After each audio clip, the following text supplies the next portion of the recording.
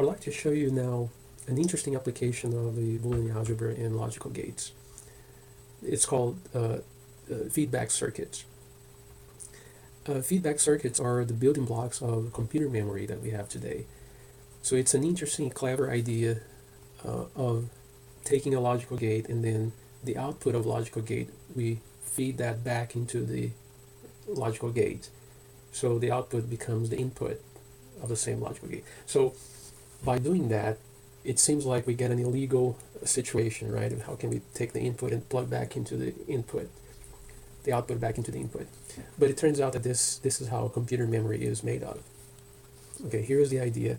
I'll give you an example with the OR gate.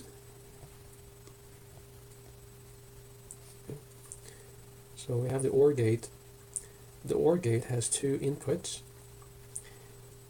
And what are we going to do here? So I'm copying one example that I have here. We're going to take part of this output and we're going to feed that back into the input here, one of the inputs. So it creates an interesting circuit. And the question is, what do you get? What is the output of this logical gate if we do that? Well, let's find out mathematically how what the output would be. Well, let's say that this is x, okay? We don't have y because y here is actually the output of the same gate. But we can try to figure out the output by saying that this output here would be t. Let's say that this is called t. And then x and t going through the OR gate becomes x plus t, right?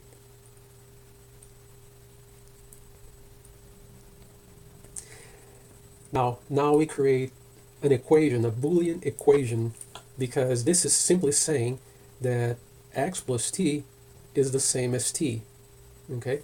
So we create that equation is the same as t.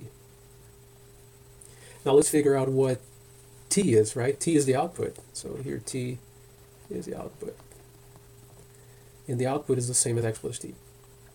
Well, let's look at two cases. So the only two cases we can have would be if x is 1, what happens? If x is 0, what happens?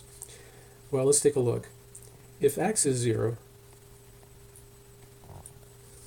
what do you think is going to happen?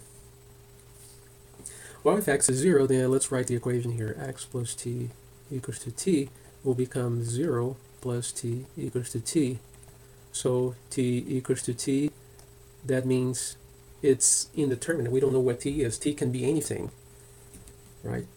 And now if we translate that into an electrical circuit or a computer science circuit, a computer circuit, then when we turn on the machine, when we turn on the circuit, then t might have an unknown state. So it's hard to tell what t is going to be. T can be anything. Perhaps there's some electrical voltage or charge left into the circuit, and then when we turn on, that will create an uncertain or unknown state. So I would say here, unknown state. Well, let's see what happens if x is 1. If x is 1, then the equation becomes x plus t equals to t. Then this will be 1 plus t equals to t. And then 1 plus anything is 1. So this is saying that t is 1. So here t is undefined, or undeterminate, or unknown there. Okay, let's take a look. I have the little program that will simulate the circuit. Here, we'll talk about flip-flop in just a minute. Okay, so let me get the OR gate right there and create the little input. Let's see, here's my input. Okay, so now I'm going to connect my input over here. Now I'm going to take the output and connect that to this input here. It's hard to see, but taking the output and connecting to that. Now let's get a light bulb or LED right? A little LED to show whether it's 1 or 0, and then connect that to the output here, right? So this here is my X.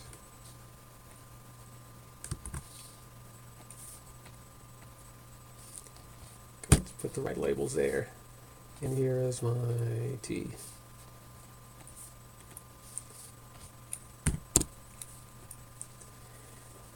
Alright, now let's turn the circuit on. So run simulation. Notice that when I turn it on, currently X is 0 and T is neither off or on. It's unknown, it's undefined. Okay. So the moment I turn X on, or X equals 1, then T becomes 1. So now the LED is on. So that's exactly what we found here. Okay. And then if we put X back to 0, then T will stay on, because now T assumes the value that whatever it was, right? The value that was in the circuit, or the current, electrical current that was still in the circuit there. So if I turn it on, of course, this will make sure that T is 1. If I turn it off, T will stay 1. And that's what we see here mathematically. Now, you may ask, why do we need to do it? Why do we need this type of circuit? Well, this can be used to create what we call flip-flops. Flip-flops are made of, this example here is made of 2 AND gates, and then there's a negation here in the output, and then the output of this one is connected to the input of this one here, and the output of that is connected to the input here. So this is a building block of a computer memory. Now let me show you how it looks like in a real circuit. So here's an example of a 1-bit memory. Okay, so this is showing an input here, so which represents the data that we want to store. Okay, and here is a switch. We turn it on to record the information. Okay, so for example, currently the 1-bit data can be anything, and here it doesn't show anything. But let's say I want to record. Currently the input here is 1. I want to record that 1. Then I turn on the switch. See, it's 1, and I turn it off. Now it doesn't matter what I do here, it's recorded. So I recorded the information that I had at that moment. So that's the building block of a computer memory. So let's say now the data is 0, the information is zero, and I want to record that information. And I turn it on and turn it off, so it's recorded. It's 0. So this shows how neat the feedback circuits are used, how neatly they're used, and that's the building block of computer memory, as I said. Now, I would like for you to try to analyze different types of feedback circuit. Okay, so try to see what happens if I do a similar thing with the AND gate. So if I have the AND gate,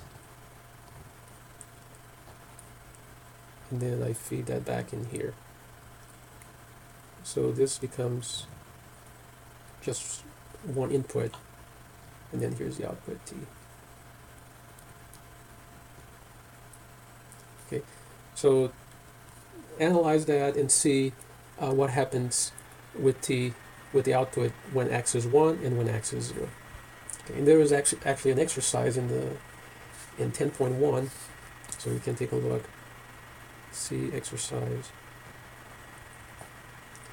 number 47 on page 538.